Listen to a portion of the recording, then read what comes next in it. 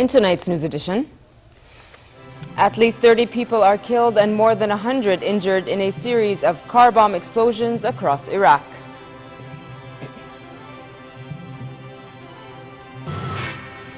For the first time in 2 years, the International Atomic Energy Agency inspects a heavy water production plant in Iran that the West fears could yield nuclear bomb fuel.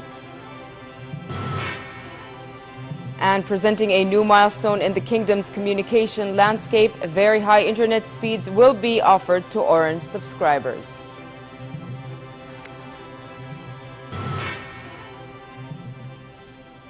Good evening and welcome to the news at 10. Deputizing for His Majesty the King, His Royal Highness Prince Faisal bin Hussein attended a military exercise carried out by participants in the Royal Guard Training School at the Hamza bin Abdul Muttalib Brigade. Prince Faisal listened to a briefing from the commander of the brigade in which he outlined duties and tasks as well as training programs that participants received during these courses. The drill, which was carried out by participants from Saudi Arabia, the UAE, Kuwait, Oman, Bahrain and Lebanon, was also attended by His Royal Highness Prince Rashid bin Hassan and the chairman of the Joint Chiefs of Staff. Over to the Syria crisis, where government forces were said to make gains today in the key town of Nabak, one of the last rebel-held areas in the Qalamun region bordering Lebanon. The Syrian Observatory for Human Rights said there were fierce fighting between government forces and al-Nusra Front before the Syrian army took on new sectors of the town. In Aleppo, meanwhile, there was reported fighting between government forces and rebels. The town of Nuqayrin in the eastern Aleppo province came under fire from rebels' heavy machine guns and assault rifle fire, with explosions detonating around the dominant building on the town's skyline, including a hospital. The Organization for the Prohibition of Chemical Weapons, OPCW, will be awarded the 2013 Nobel Peace Prize on Tuesday at a ceremony in the Norwegian capital, Oslo. In naming the OPCW as this year's Peace Laureate, the Norwegian Nobel Committee highlighted the organization's role as a rare example of successful global disarmament. The chemical watchdog was officially given the prize for its efforts around the world, but the award came at a time when all eyes were on Syria after the use of nerve gas in August. OPCW Director Ahmed Uzumju will be handed the award just weeks before a plan to destroy Syria's chemical weapons stockpile gets underway. The Nobel Prize consists of a gold medal, a diploma, and $1.2 million. Another violent day in Iraq. At least 30 people were killed and more than 100 injured in a series of car bomb explosions across the country. The attackers targeted crowded marketplaces, commercial districts, and car repair shops. The deadliest attack took place in the predominantly Shiite district of Bay'a in the capital when a bomb detonated near car shops, killing 7 and wounding 14. And in Rudwaniya, a predominantly Sunni area in the capital, a roadside bomb killed 2 people and wounded 8. While in Baquba, a bomb in a parked car blew up inside a market, killing 2 people and wounding 7. While no group immediately claimed responsibility for today's bombings, Al-Qaeda has increased its grip on areas across the country since the Syria crisis. Hundreds of Palestinians took part in the funeral procession of a Palestinian teenager shot dead yesterday by Israeli troops. Mourners marched through the streets of Al-Jalazun refugee camp near Ramallah for the funeral of 15-year-old Wajih Wajdi al-Ramahi, who died of a single gunshot wound by occupation forces in the occupied West Bank. Wajih's father blamed Israeli troops guarding a nearby settlement for the shooting, saying his son was leaving a grocery store when he was shot at from the settlement. An Israeli military spokeswoman said a military police investigation into the shooting was opened. Israeli Prime Minister Benjamin Netanyahu's main coalition partner publicly prodded him to show historic courage and reach a peace deal with the Palestinians, even at the risk of his government's collapse. In a speech, Finance Minister Yair Lapid reassured Netanyahu of his centrist Yesh Atid party support and spoke of possible changes in the coalition should a land for peace agreement be achieved. But he also appeared to issue a warning to Netanyahu, reiterating that the party, which has 19 legislators in the 120-member parliament, would not remain in a government that did not genuinely pursue a negotiated settlement. Israeli political analysts have suggested in the past few weeks that Lapid was looking to win back disappointed Dovish voters who have abandoned Yesh Atid for left-wing opposition parties. Back here at home, and for the first time in the kingdom, very high internet speed will be offered to Orange subscribers. The new service launch was officially announced by the company today. The company introduced very high bitrate digital subscriber line VDSL and fiber to the home FTTH services, thus presenting with this development a new milestone in the kingdom's communication landscape. The VDSL and FTTH solution will support a wide range of services such as voice, video, data, HDTV, and interactive gaming. The new service is launched to benefit the home user as well as entrepreneurs and SMEs alike, delivering unprecedented internet connection speeds reaching up to 100 megabytes per second.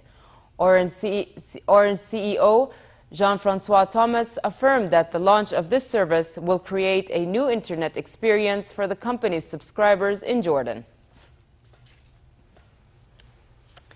For the first time in more than 2 years, the International Atomic Energy Agency, IAEA, was allowed to inspect the Arak heavy water production plant that the West fears could yield nuclear bomb fuel.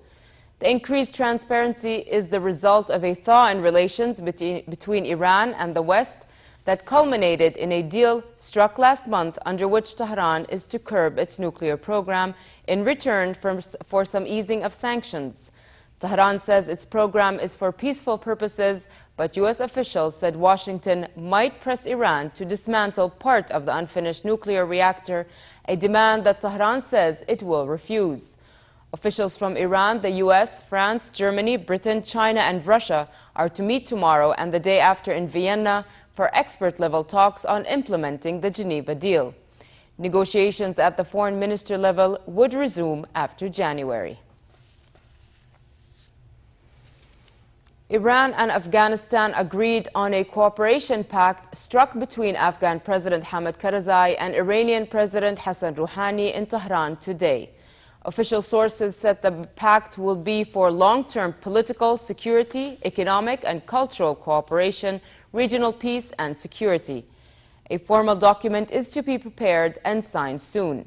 The deal is expected to be greeted with suspicion by the United States, which is trying to convince the Afghan president to sign the security accord governing any post-2014 U.S. presence in Afghanistan. A U.S. bilateral security pact is a decade-long agreement that would provide a legal basis for about 8,000 U.S. troops to stay on after the NATO-led combat mission ends next year. Just in time for Christmas, a German inventor better known for his outrageous bicycles has come up with what he says is the world's largest rocking horse. The horse, made of metal and illuminated with more than 6,000 LEDs, is 9.11 meters long, more than 8 meters high, and 3.5 meters wide. And with many presents and bags for Santa to carry, this large rocking horse came just in time.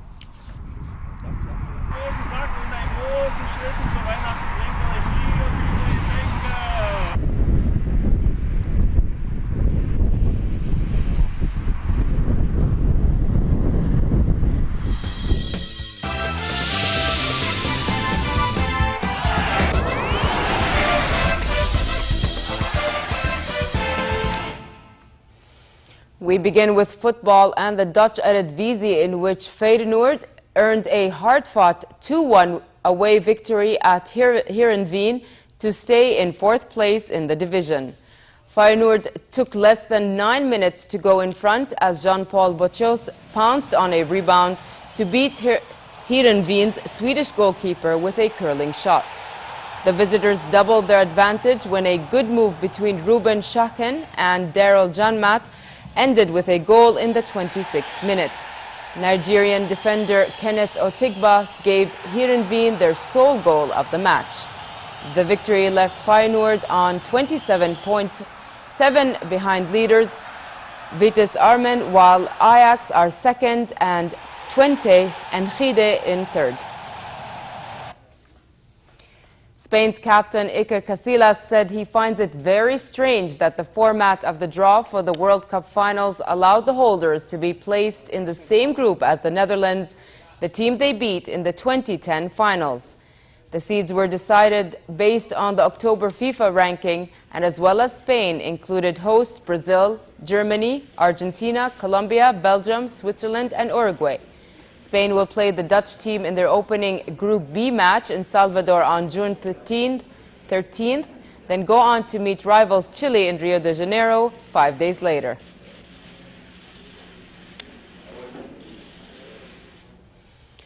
And finally, cold weather tonight with scattered rain and northwesterly moderate to brisk winds. Relatively cold weather continues tomorrow with partly cloudy skies and rain. Winds will be northwesterly moderate to brisk with possible frost formation in the hilly areas and the Badia. Further south in the Gulf of Aqaba, it will be partly cloudy with a chance for scattered showers, while winds will be northerly moderate to brisk and the seas slightly choppy. Next are the lows and highs for tonight and tomorrow.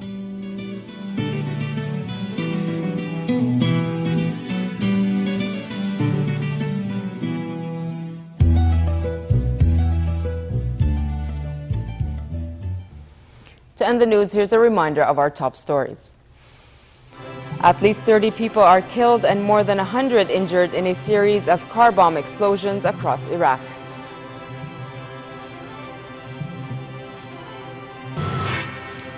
For the first time in 2 years, the International Atomic Energy Agency inspects a heavy water production plant in Iran that the West fears could yield nuclear bomb fuel. And presenting a new milestone in the kingdom's communication landscape, very high internet speed will be offered to Orange subscribers. With that, we come to the end of tonight's news. I'm Nancy Khair. Thank you for watching and have a good night.